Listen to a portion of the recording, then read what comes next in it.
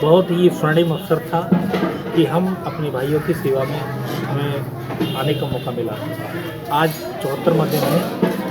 हमारे समस्त ग्रामवासियों, आसपास के सभी संभ्रांत नागरिकों की जो है देख रेख में ये हमारी भोजन व्यवस्था आज पूर्ण हुई है। संत महात्माओं ने आदेश दिया था हमें कि हम निरंतर ऐसे जो समाज में किसी कारण से पिछड़ गए ऐसे भाइयों की उनकी हम फिक्र करें। उन्हीं के आदेश पर आज हम अपनी जो रसोई है उसको समाप्ति की उसको ले रहे हैं। अच्छा, ये प्रेरणा आपको कहाँ से मिली कि मुझे लोगों के लिए खाने की व्यवस्था करनी है लॉकडाउन के दौरान? देखिए, ये गांव मेरा अपना गांव है। मैं एक एक परिवार की हर परिस्थिति से वाकिफ था। मुझे पता थी वो थैली में आटा लेकर आते हैं, उनकी फिक्र करना मेरा नैतिक कर्तव्य था। प्रेरणा मुझे, क्योंकि मैं उनके साथ रहता हूँ, मैं उनके दुख सुख में शरीक रहा हूँ। मैं उनकी जो अचानक जो लॉकडाउन की घोषणा हुई, मैं उससे भली भांति परिचित था। तो प्रेरणा के लिए यही कहेंगे कि उनकी जो उनकी परिस्थितियाँ जो थी हैं, उनसे मेरा परिचित होना, मुझे उन पर तरस आया कि इनकी मैं फिक्र करूँ। अच्छा, इस दौरान आपने कितने गांव के लोगों को कितने लोगों को भोजन कराया? यहाँ पहले दिन हमने अपने पूरे गांव को 10 सेक्टर में बांटा था। फिर अगले दिन हमने उसको 55 सेक्टर में बांट दिया। फिर हमारे पड़ोस में लगा हुआ चंदोसी शहर है, वहाँ हमने अपनी टीम खड़ी करी आईटी सेल के द्वारा।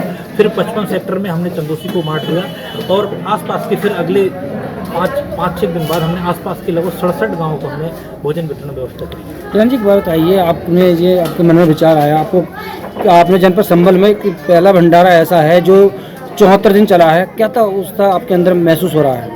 बहुत खुशी, मुझे बहुत आप सबका, भाइयों का, संत महात्माओं का आशीर्वाद था। मेरे जो अपने जीवन के जो अनुभव थे उनको मैंने आज राष्ट्र पे जब संकट का समय आया, मैंने उसका एक्सपेरिमेंट किया और मैं उस एक्सपेरिमेंट में मैं 100% कामयाब रहा। शर्मा जी, एक बात बताइए, आपने जो भंडारा करा है 74 दिन, काफ़ी संख्या में लोगों ने खाना खाया, इसमें आपने कहीं से चंदा लिया था या अपने पास ही करा था?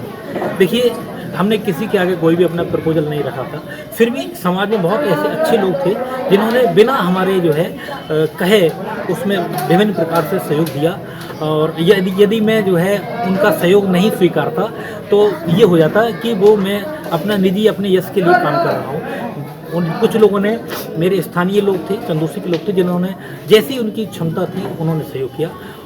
हम सब ये जो संपन्न जो कार्यक्रम हुआ है सबके सहयोग से हुआ है। मेरे अंदर इतनी सामर्थ्य नहीं थी कि मैं इतने बड़े। आगे जनता के लिए आप क्या संदेश देना चाहेंगे लॉकडाउन के दौरान? देखिए, लॉकडाउन एक हमें संदेश देकर गया है कि हम परिस्थिति में, परेशानी में, विपत्ति में अपने लोगों के साथ खड़ा होना हमारा कर्तव्य है। ये कोरोना का संकट तो टल गया, लेकिन ये हमको एक नया संदेश छोड़कर गया है कि हम अपने लोगों की जब हम ही फिक्र नहीं करेंगे, राजनीति में हम काम कर रहे हैं, तो फिर इनकी फिक्र कौन करेगा? ये इसका संदेश मैं ये देना चाहूँगा कि ये जो अपने जो भाई हैं, यही हमारी संपत्ति है। ये हमारे जो रिश्तेदार हैं, जो मिलने वाले हैं, हमारा कर्तव्य है कि हम भविष्य में जैसे भी अपनी सामर्थ्य अपने सबके साथ लगे रहें।